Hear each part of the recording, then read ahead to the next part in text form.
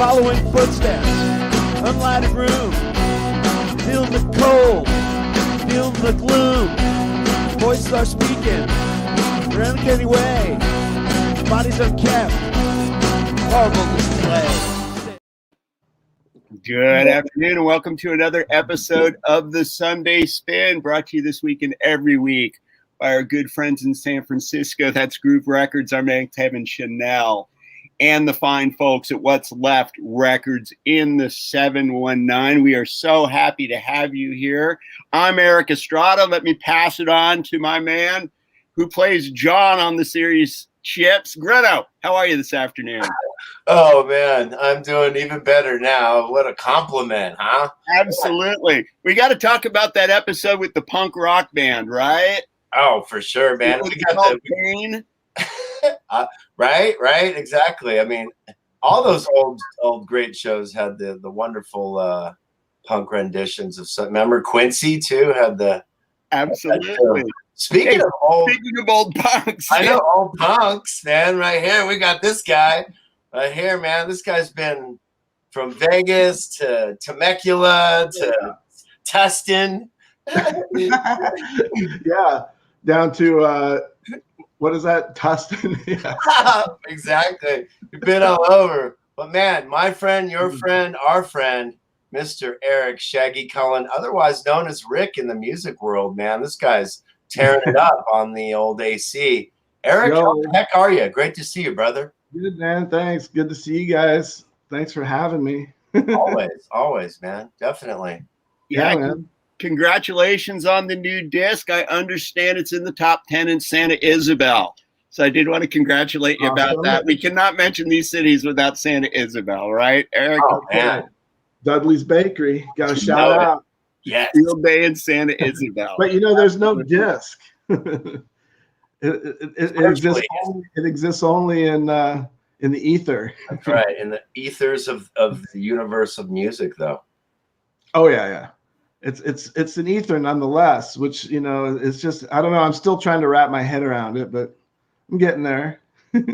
Yeah. You've been now you've been doing a series of singles. Take us back to the summer. I think this is the fourth installment, 9 Lives, that just came out on the first. I believe. 1, 2, 3. It's a third. Okay, right? Third. Yeah. No, wait, 1, 2, 3. No, you're right. It's the fourth, huh? Yeah. There was the Juice was the first one that came out in like June, I think. Mm-hmm. And then Daisy, I think that was August. Yeah, October was 9 Lives. Am I missing anyone? Well, it's something new for me, you know, like releasing this series of singles. It just came about, you know, with the COVID thing, you know, back last year.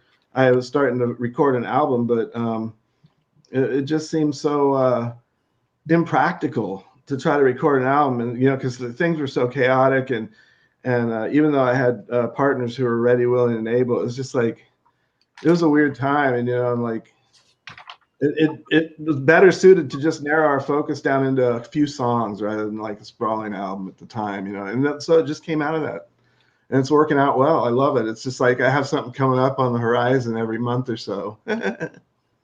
It's fantastic, you know, and I think the fact that you guys didn't like try and rush or try and produce an album through that chaos. You took your time to produce really eloquently, you know, meant songs, and I mean they're just great. Every track is a little different, unique, but yeah. Talk about your wrecking crew, man. You got a couple of fellas there. Vinny and I know it's really important to utilize the folks around you in your community and in your inner circle, your musical inner circle. So why don't you talk about, because I know a couple of them played on this new track. Yeah, well, you know, Ryan and I have been together now about 6-7 years. And we played together with Joe Chaplin. Then we also did some other things, 8 Ways to Wednesday, and a couple of one-off things. But anyway, we decided to break off from 8 Ways to Wednesday, and we met this Pablo, you know, from Colombia. He's the one that plays on 9 Lives, and Actually, he plays on all of it except for the Juice. He doesn't play on that track, but he's a really great guitar player and just all around great musician. And his first love was drums though, but he never played drums because he picked up guitar when he was a teenager, like but he always wanted to play drums. He always kept like some rudimentary. So I said, hey, why don't you play with us, And so really we spent like most of a year just jamming and getting to know one another. And he got to the point where he could lay down drums in the studio, and it was really something, to see that, because when we first started with him, it was like he was pretty rusty. He was just trying to but within a couple months, man, he was just like, writing parts and you know how it is. Yeah, of course we do. I sense an exhilaration, which is really refreshing to see, because it's something we all strive for. You're looking for those musical comrades, and what a beautiful thing. And especially these days, you're mentioning a drummer and saying it took this amount of months in a COVID age, I might add. That's pretty damned impressive from where I'm sitting, because the opportunities aren't there, for one thing. The interaction certainly isn't there. We were also lucky in the sense that there was only a few of us. There was only like 3, sometimes 4, but mostly just 3 people in the studio at any given time. We're all vaccinated. Everyone's on the level, and we were very comfortable working with each other. Pablo was a teacher. He was working in, around kids and stuff. So he was, healthy as can be. And so we were pretty comfortable in that sense. But it was like, you just, it was just a weird time. No one knew what was going to be next. There was a lot of uncertainty, that kind of thing. But yeah, as far as playing together, and then like Pablo, he's from Colombia originally, and he has a band called La Matilda, and those guys are here now in the U.S. and so they're working a lot now, and they're like big time, and so he didn't have time for us anymore.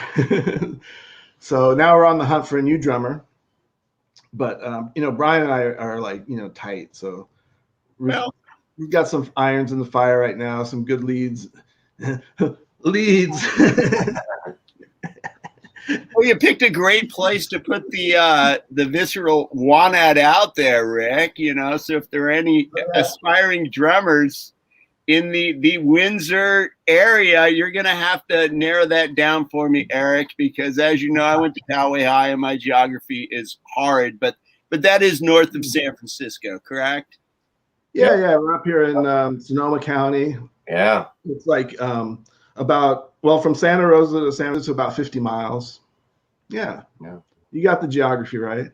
Okay, so yeah, if I were driving, it would take me 3 hours because I drive like a little old woman. But that's beside the point. So, what about the talent pool out there, Rick? I mean, it's tremendous. Actually, we've hooked up with this guy.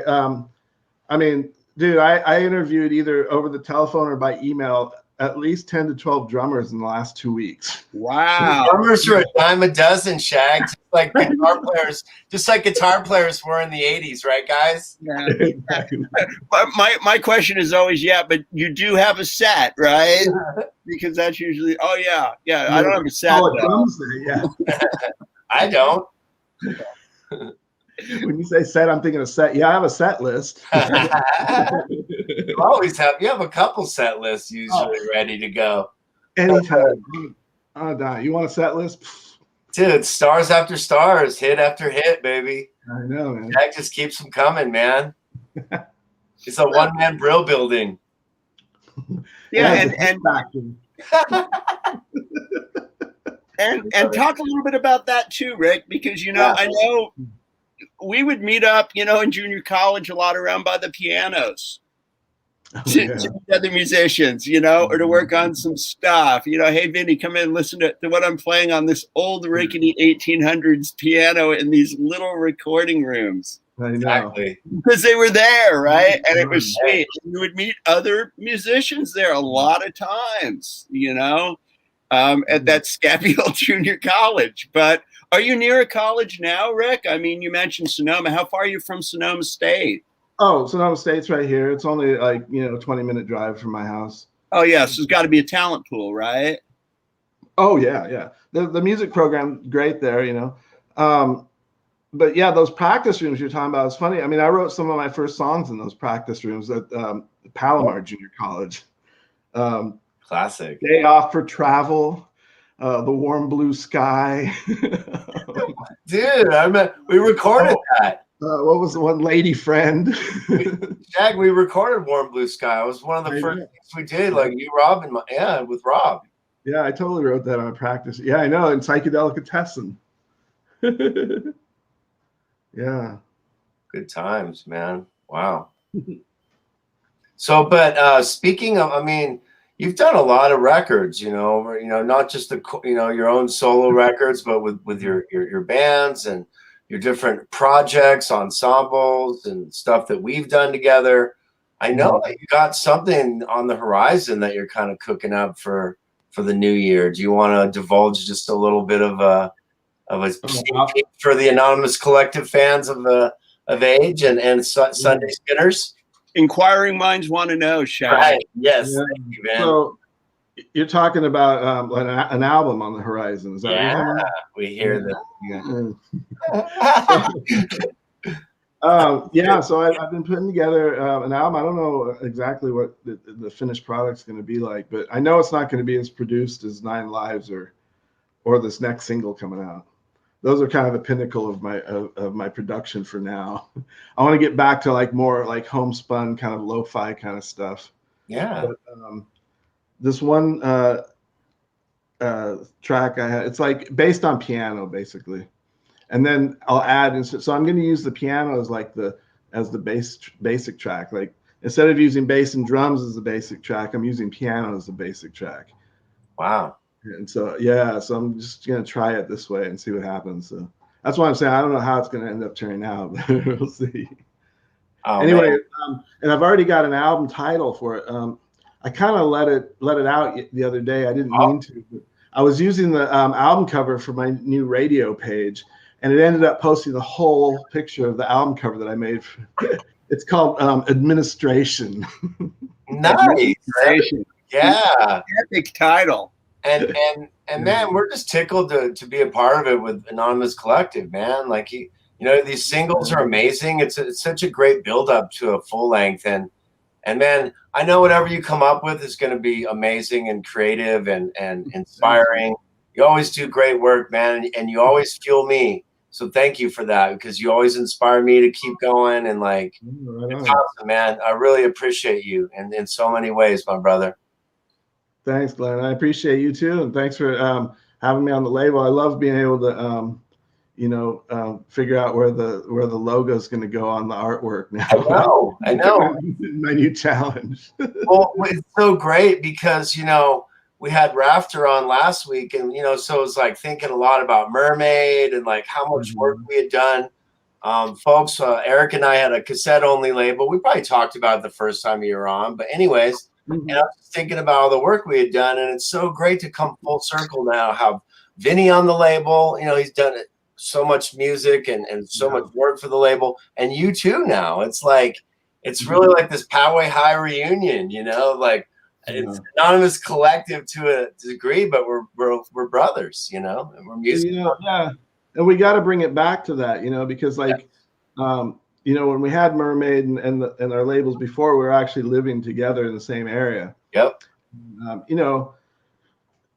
Moving to Colorado changed that dynamic, but it only makes sense to pool our resources again. To be like a collective, true collective, bring all the people back and make it a force du jour.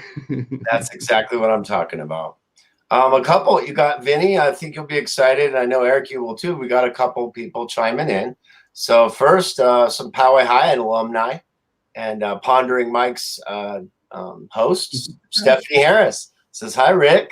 Steph is viewing it from sunny San Diego. Steph, and then our one and only this brother. Is your life. Our one and only brother in our. We've got to check out Stephanie every Wednesday. Pondering Mike's fantastic show. I believe it's 6 o'clock Pacific. And then our buddy Kevin. There he is. Hello, guys. Yeah, Kevin. We're gonna be hanging out with some guy named Watt. So he's our connection to that man. So yeah. So Kevin says hello. Lemon Lime's an alumni and also owner and wonderful man over at Grooves Records in San Francisco. We all got to do something up at Grooves Records, right? We all got to hang out in San Francisco. Yeah, a live event of some sort. Absolutely. Eric's not that far, so. And yeah, on that note, Ricky, I know you love listening to music. Anything new and hot that me and Vinny need to know about? Some great new garage rock band, or I know you like so many different kinds of music. Well, it's funny that this year I haven't found as much to really get behind. Like in 2019 and 2020, it was just an overload of great albums, and this year it's been kind of a drought. It's been weird. I found maybe a handful of albums that I've gotten really excited about. But one I think you guys would love, and I actually told Rob about it. Baz is this band out of Memphis called Aquarian Blood, and they just put out their third album this year. Okay. Husband and wife. They remind me a lot of Bong Water, kind of the Too Much Sleep era. Male-female vocals, and it's kind of trippy and swampy. They get into a real kind of, they're from Memphis, so they have this kind of swampy sensibility, like this bluesy, backwoods kind of thing going on. But it sounds to me that they listened to a lot of Rob and Rick session when they were growing up. Of course, that's both, and Vinny knows this too. Some of these influences are starting, like Rob and Rick session, are starting to permeate. I know, dude. It really is. So it's like, whoa. Yoga convention. Rob and I were doing in our bedroom. Come on. Oh yeah, trendsetters all the way. No question about it. But speaking a little bit about collaborations and the brotherhood that we have, I'd be remiss, brother.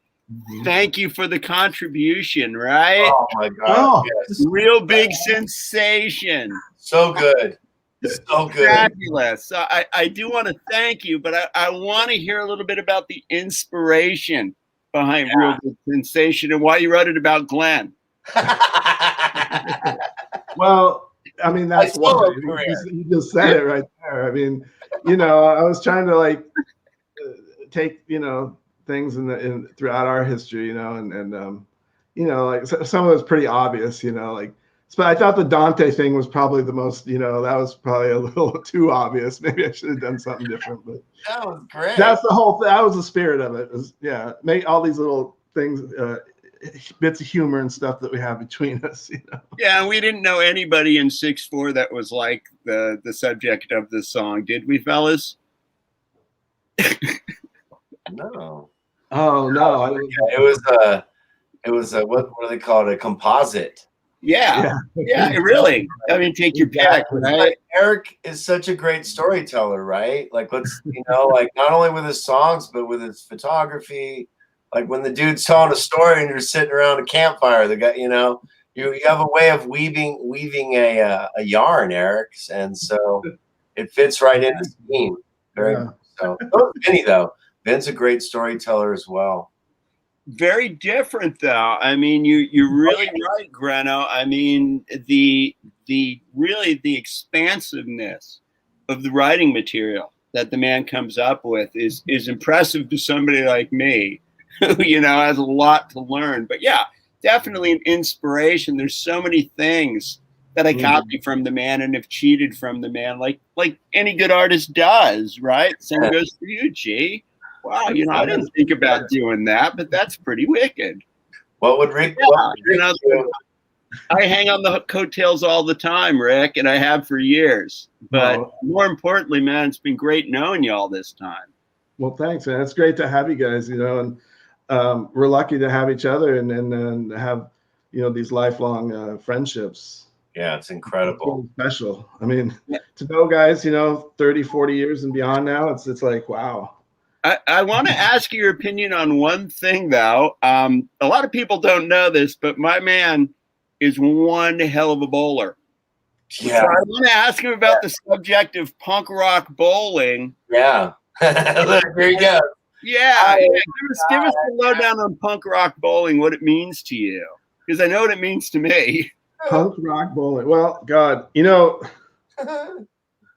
punk rock bowling is like, what's that movie with Jeff Bridges? Crazy. What's that movie? You know the one with Jeff Bridges, and he's like the drunken cowboy singer. Crazy Heart. Crazy Heart. Anyway, he shows up and in the first scene, plays at a bowling alley. That's punk rock bowling. It's like playing like the worst venue, just like, it's not your crowd. That's punk rock bowling. That's what I think of when I think of punk rock bowling. Yeah, and nowadays it's a worldwide event, as I understand it. That they'll pick the bowling alleys and they'll pick the bands. And I mean, Vegas just had one. We have mutual friends who were there. But yeah, it's crazy, the intertwining and how much that has to do with basically what we were doing 40 years ago, playing punk rock and bowling. Right. Yeah. Well, I don't know. I just remember at Carriage, because they used to do that that midnight, that whatever you call it, the moonlight bowling, yeah. And you'd win tapes. I remember I won a Los Lobos tape for getting a strike with a colored head pin or something. But I don't remember them playing punk rock too much. It was like Guns N' Roses and stuff like that. No, you're right. The only time we did was when I would commandeer the PA system there, and I'd be plugging some Outrage or some Nephews over the PA. Much to the chagrin of a lot of people, but I was probably over in the arcade playing Paperboy at the time. Yeah, or in the tavern playing pool with Don Bentz, right? Yeah, or rolling on the floor with Jennifer. Oh, I didn't say that. Oh man, it's flashbacks. This is Carriage Lane's Poway. We don't want to go anymore. Yeah, man, it's a family show. You're right about that, Eric. But Eric, speaking of the old days, where I was talking about the 4 o'clock lag the other day. 4 o'clock lag. You remember that? Just like that when you're driving along after you went to the swap meet or whatever, and then like Blood, Sweat, and Tears comes on, or Chicago. Oh. It's just like the most. The 4 o'clock lag. These eyes cry every time as time goes on. Tell you right now, man, either one of you breaks out into MacArthur Park and that damn cake being left in the rain, I'm splitting early, okay? Oh man, this is great. All right, what's next on the agenda? Let's move it along. We got into yeah, that's right, man. He's a busy man, Grano. Radio. So let's congratulate you. You've gone weekly. So tell the people about your radio show and how they can tune in and all that cool stuff. Yeah, well, I'm excited to announce that I'm on weekly now. So awesome. For the last 7 years, I've been doing a show every other Thursday on KRCB 104.9 FM. And just this past month, I started doing it every week now. So there you go. Awesome. Rick over the airwaves of Sonoma County every week. I don't know, man. It's can people out of the area tune in? And is there like a website or something that folks can go to for that? Oh, sure. Yeah. Cool. So it's KRCB, krcb.org. Okay. Look it up that way. It's Northern California Public Media. Okay. And then I'm under Rick on the radio. But I've got a new name for my show. Now that I'm on weekly, I call it Rick's Heavy Rotation. Oh, okay. Heavy rotation. You heard it here first. Wow. I like it. So what's going to be on the heavy rotation for the upcoming season? What can we expect? Is it going to be themed like Rick on the radio generally was? No. In fact, I've got a slick new catchphrase. If it's a good one, put it in heavy rotation. Oh, wow. Hey. Yeah. You can't go wrong with that. If it's a good one, put it in heavy rotation. Nice, man. That could go on a Chuck Berry record. That's beautiful. Thanks. But really what I really want to focus on rock and pop still, but really kind of do almost all new stuff, probably 90% stuff that's been released within the last 5 years, and even more so like even current year. And then, putting in like the show I have coming up this Thursday, for example, I had to record it here at home because I actually can't go into the station this week. So I recorded it at home, and I started out with an Iggy Pop song, Iggy Pop and James Williamson, Consolation Prizes from Kill City. Nice. Killer tune. Crushes it. Gets things rocking out. And then for like the next like 30 minutes, it's all like new stuff that came out this year mostly, or, well, I'll just pull up the playlist and kind of give you an idea here. So we had this band Raining Sound from Memphis, another Memphis band. We got the Lathams from the UK, just put out a debut album that's killer. They're kind of like a power pop band. Here's a killer band from LA called Night Owls. They're doing like this soul funk thing, kind of like. I've heard of that. Yeah. Yeah, they're great, man. They get a great groove going, man. It's just so funky and like. This particular track, they're doing Schoolboy Crush by the Average White Band. I mean, it's a cover tune, but it's killer. Wow. Let's see. What else? Dude, Lindsey Buckingham has a new album out. Hey, LB still doing it. I love him. I mean, I think he's one of the great American songwriters of all time, I think. He's a brilliant guitar player, really. I mean, very good, very talented guitar man. Exactly. Anyway, and then I'll throw in things like, we lost Commander Cody about a week ago. Saw that, brother. Saw that. He's one of my seminal influences. Down to Seeds and Stems, baby. I know. Well, anyway, so I played Lost in the Ozone for him. Nice. That's dope. Right on. So, mixing it up, but really trying to keep it current. Trying to like kind of sort through and help people make sense of all these listening choices, because especially people of our generation and older, it's pretty tough to make sense of it all and try to find stuff that you like. And I figure, if I like it, there's a good chance someone else is going to like it. So, yeah. And then coupled with the idea of heavy rotation, like playing it more than just one time and done. Maybe not the exact same song, but playing that artist more often. And, repetition, that's how people get to like something. That's what AM radio was based on from 1955 until rock and roll basically and talk radio killed it. But the heavy rotation, the top 30, the WXYZ good guys list, whatever, right? Are you going to give Greno a good guys list? I think that would be epic for the show. Yeah. Well, I mean, really, but think about it. I mean, there's got to be a balance between, overplaying it to death and playing it enough till you get familiar with it and say, hey, that's something I like. Because you can't know that you like something just hearing it once. And then, you hear a playlist of a zillion songs and it goes by. It's like never hear the Mighty 690 would be telling us what we like. 15K. Yeah. So it does harken a little bit to that. Kevin's chiming in. Let's see. Yeah, I see about teenage kids. They bring in the good new stuff. Yes, very true, Kev. And they're kind to their elders in most cases. Don't you find that, Greno? Absolutely. Right. That's why they call you surname. Yeah. So yeah. Thanks for chiming in, Kev. We love you. We're looking forward to hanging out with you here soon, very briefly.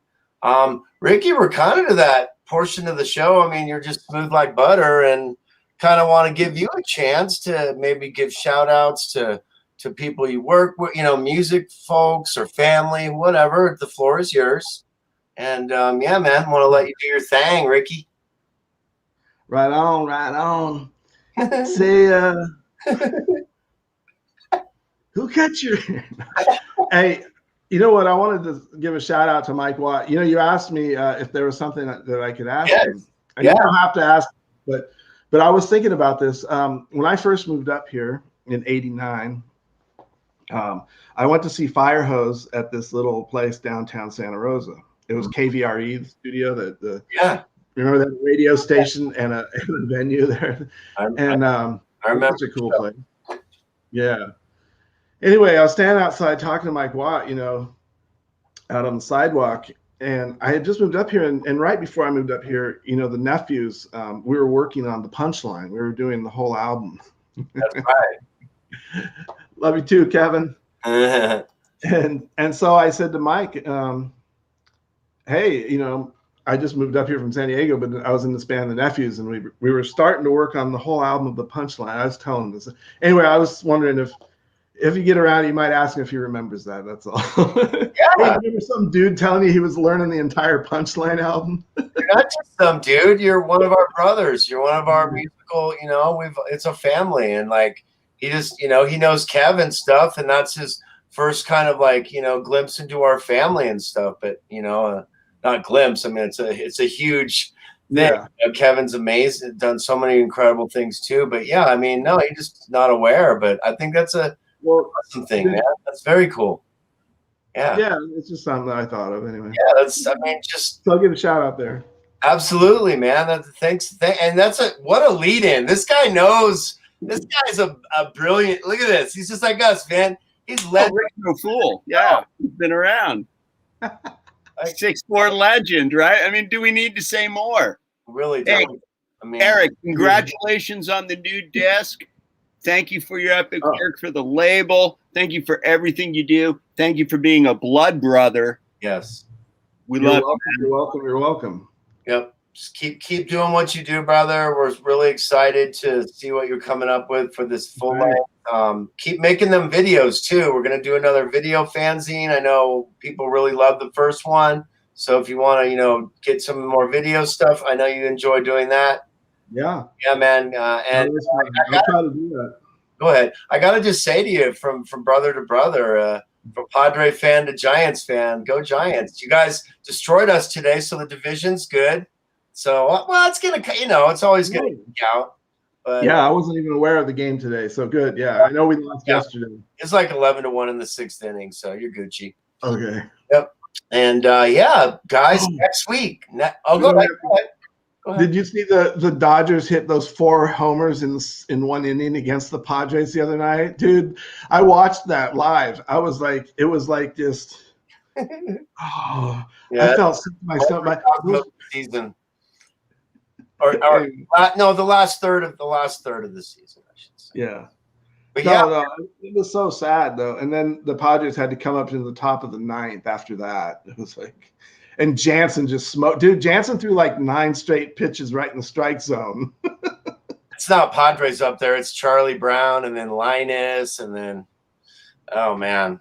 Well, man, again, thank you so much. Yeah, our next episode is gonna be super awesome. We're gonna have Mike Watt, legend, Minutemen, Firehose, Stooges, Mike Watt and the Missing Men, Mike Watt and the Second Men.